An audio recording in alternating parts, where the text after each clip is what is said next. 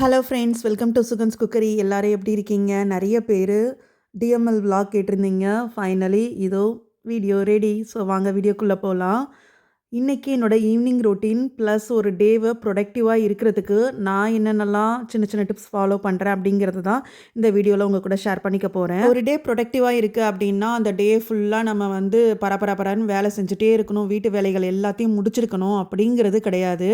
ஒரு டே ப்ரொடக்டிவ் அப்படின்னா நம்மளோட வீட்டு வேலைகள், ஃபிசிக்கல் ஹெல்த்து, மென்டல் பீஸ் இது மூணுத்தையும் வந்து பேலன்ஸ் பண்ணுற மாதிரி இருக்குது அப்படின்னா அதுதாங்க ப்ரொடக்டிவ் டே. இது மூணுத்தையும் பேலன்ஸ் பண்ணணும் அப்படின்னா நம்ம வந்து ஸ்ட்ரெஸ் ஃப்ரீயாக இருந்தால் மட்டும்தான் முடியும். அதுக்கு நான் ஃபாலோ பண்ணுறது, என்னோடய பசங்க 6:30க்கு எந்திரிப்பாங்க. நான் வந்து 5 மணிக்கே எழுந்திரிச்சிருவேன். 5 to 5:30 என்னோடய டைம்.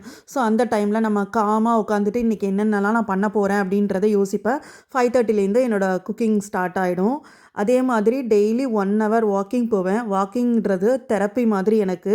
அது என் ஃப்ரெண்ட்ஸ் கூட போனாலும் சரி, தனியாக போனாலும் சரி, அந்த டைமை வந்து நான் ரொம்ப என்ஜாய் பண்ணுவேன். வாக்கிங் போய்கிட்டே இன்றைக்கி என்னென்னலாம் பண்ணணும், என்னென்ன ஃப்யூச்சரில் பண்ணலாம் அப்படின்னு சொல்லிட்டு நிறைய யோசிச்சுக்கிட்டே போவேன். ஸோ அந்த டைம் வந்து எனக்கு ரொம்பவே பிடிக்கும்.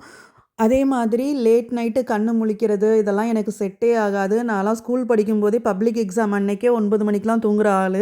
நான் விடிய காலையில் 3 மணிக்கு கூட எழுந்திரிச்சு படிப்பேன். ஆனால் எனக்கு வந்து நைட்டு 9 மணி ஆனால் தூங்கிடணும். மேக்ஸிமம் ஒரு 10 o'clock வரைக்கும் முழிச்சிருப்பேன். அவ்வளோதான், ரொம்ப லேட்டு அப்படின்னா.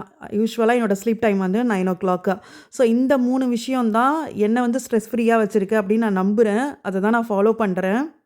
இப்போது ஃபிசிக்கல் ஹெல்த்து அப்புறம் மென்டல் பீஸ் ரெண்டுத்தையும் எப்படி வந்து பேலன்ஸ் பண்ணுறது அப்படின்னு பார்த்தாச்சா. இப்போ கிச்சனுக்குள்ளே வரலாம். கிச்சனை பொறுத்தளவு சாப்பாடு வந்து நமக்கு ஒன்று, குழந்தைங்களுக்கு ஒன்று அப்படின்னு விதவிதமாலாம் ப்ரிப்பேர் பண்ண மாட்டேன். நாங்கள் என்ன சாப்பிட்றோமோ அதே தான் குழந்தைங்க சாப்பிட்டுப்பாங்க.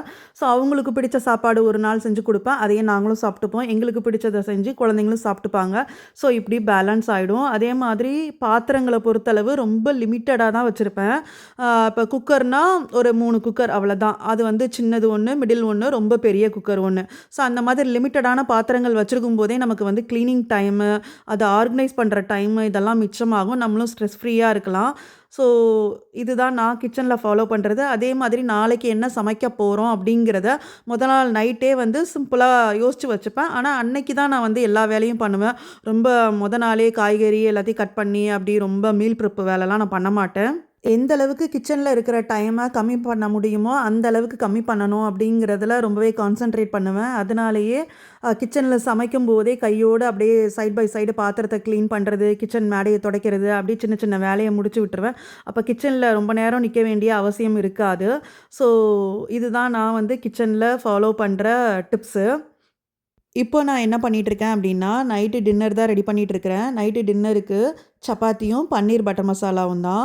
யூஸ்வலி நான் காலையிலேயே வாக்கிங் போயிடுவேன். காலையில் இன்றைக்கி நல்ல மழை, அதனால் வாக்கிங் போக முடியல.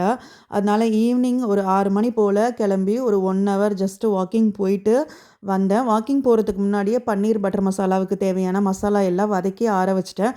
ஸோ வந்து ஜஸ்ட்டு அரைச்சிட்டு பன்னீர் பட்டர் மசாலாவை ரெடி பண்ணியாச்சு. கையோட சப்பாத்தியும் போட்டால் வேலை முடிஞ்சிடும். ஸோ இந்த மாதிரி தாங்க ஈவினிங் வாக்கிங் போகிறேன் அப்படின்னா அந்த டின்னருக்கு தேவையான ப்ரெப் ஒர்க்கை மட்டும் லைட்டாக பண்ணி விட்டுருவேன். ஏன்னா வாக்கிங் போனால் ஃப்ரெண்ட்ஸை மீட் பண்ணுவோம், அப்புறம் குட்டி பசங்க விளையாண்டுட்டு இருப்பாங்க. ஸோ அங்கே போனால் எப்படி டைம் போகுதுன்னே தெரியாது, அப்படியே இழுத்துக்கிட்டு போயிடும். அதனால் இந்த ப்ரெப் ஒர்க்கெல்லாம் முடிச்சிட்டோம் அப்படின்னா டக்குன்னு வந்து சப்பாத்தியோ தோசையோ இட்லியோ ஊற்றி டின்னரை முடிச்சிடலாம் ஒரு 8 மணிக்குள்ளே. அடுத்தது ஒரு பெரிய டஃப் வேலை அப்படின்னா அது வந்து க்ளீனிங் தாங்க. க்ளீனிங் இந்த சென்ஸ் கிச்சனை க்ளீன் பண்ணுறது, பாத்திரத்தை க்ளீன் பண்ணுறது, வீட்டை க்ளீன் பண்ணுறது, பாத்ரூமை க்ளீன் பண்ணுறது, அப்புறம் இன்னும் என்னென்ன லாண்ட்ரி போடுறது, அப்புறம் பூஜை பாத்திரங்களை க்ளீன் பண்ணுறது அப்படின்னு சொல்லிட்டு அதுதான் மலையளவு இருக்கும். ஸோ அதை வந்து ஒரே நாளில் செய்யணும் அப்படின்னு நினைக்காம ஒவ்வொரு நாளைக்கு ஒவ்வொரு வேலை அப்படின்னு நீங்கள் வந்து ஃபிக்ஸ் பண்ணிக்கிட்டீங்க அப்படின்னாலே அதை வந்து ஈஸியாக ஹேண்டில் பண்ணிடலாம். இந்தியாவில் இருந்துட்டு இங்கே இருக்கிற க்ளீனிங் வேலையை பார்க்கும்போது ரொம்ப ரொம்ப கம்மியாக இருக்கிற மாதிரி தான் எனக்கு தோணுது. இந்தியாவில் வந்து பேக் டு பேக் வேலை இருந்துகிட்டே இருக்கும். ஸோ இங்கே பொறுத்தளவு நான் வந்து 2 weeks ஒன்ஸ் வந்து மாப் போடுவேன். இங்கே உள்ள ஃப்ளோர் வந்து வுட்டுன்றதுனால நம்ம அடிக்கடி மாப்பும் போட முடியாது. கிச்சன் வந்து அடிக்கடி மெஸ்ஸி ஆகிடும் இல்லையா, அதனால எவ்ரி வீக் வந்து கிச்சனை மட்டும் மாப் போட்டுவேன். அப்புறம் பாத்திரம் கையோடு வாஷ் பண்ணிவிடுவேன். அதனால் பெருசாக டம்ப் ஆகாது. என்னைக்காவது ஒரு நாள் ரொட்டீன் மிஸ் ஆகி டம்ப் ஆச்சு அப்படின்னா இருக்கவே இருக்கே நமக்கு தான் டிஷ்வாஷர், அதில் தூக்கி போட்டுடுறது. லாண்ட்ரி வந்து வீக்லி ட்வைஸ் வந்து பண்ணுவேன். ஒன்று வீக்கெண்டு, ஒன்று வந்து வெனஸ்டே போடுவேன். அப்போ வந்து எனக்கு கரெக்டாக இருக்கும். ஸோ இந்த மாதிரி ஒவ்வொரு க்ளீனிங்க்கும் ஒவ்வொரு டே அசைன் பண்ணிக்கோங்க. அதுக்கு ஒரு டைம், ஒரு 30 மினிட்ஸோ 45 மினிட்ஸோ டைம் ஃபிக்ஸ் பண்ணிக்கிட்டு நம்ம பண்ணும்போது நம்ம வீடும் வந்து எப்போதும் க்ளீனாக இருக்கும். அதே மாதிரி ஒன்று ஞாபகம் வச்சுக்கோங்க, நம்ம வீடு வந்து எப்போதும் அப்படி க்ளீனாக பளபளன்னு மட்டுமே இருக்கணும் அப்படின்னு நினச்சிக்காதீங்க. சில டைம் வீடு கலைஞ்சிருக்கலாம், சிங்க்கு வந்து பாத்திரம் ஃபுல்லாக நிரம்பி இருக்கலாம், தப்பு இல்லை. எல்லாத்த விடவும் ரொம்ப முக்கியம் நம்மளோட மென்டல் ஹெல்த்து, ஃபிசிக்கல் ஹெல்த்து, இது 2ம் தான்.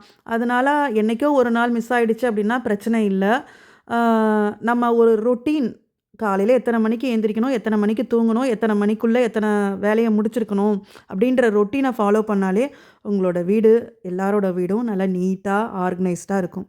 ஸோ இதெல்லாம் தான் ஒரு ஸ்ட்ரெஸ் ஃப்ரீ ஹவுஸ் ஒய்ஃபாக இருக்கிறதுக்கு நான் ஃபாலோ பண்ணுற சின்ன சின்ன டிப்ஸு. இது எல்லாம் கண்டிப்பாக உங்களுக்கு யூஸ்ஃபுல்லாக இருக்கும் அப்படின்னு நம்புகிறேன்.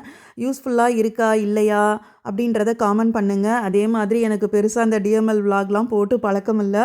ஸோ உங்களுக்கு என்ன மாதிரி வீடியோஸ் போட்டால் யூஸ்ஃபுல்லாக இருக்கும், இல்லை வந்து நல்லாயிருக்கும் அப்படின்னு உங்களோட சஜஷன்ஸையும் காமெண்ட்ஸில் சொல்லுங்கள். ஸோ நானும் தெரிஞ்சுக்கிறேன். அதுக்கேற்றாப்புல என்னோடய வீடியோஸை வந்து போஸ்ட் பண்ணுறேன். இந்த வீடியோ பிடிச்சிருந்தா வீடியோவை லைக் பண்ணிக்கோங்க. மறக்காமல் சுகன்ஸ் குக்கரி சேனலை சப்ஸ்கிரைப் பண்ணிக்கோங்க. தேங்க்யூ ஃபார் வாட்சிங்.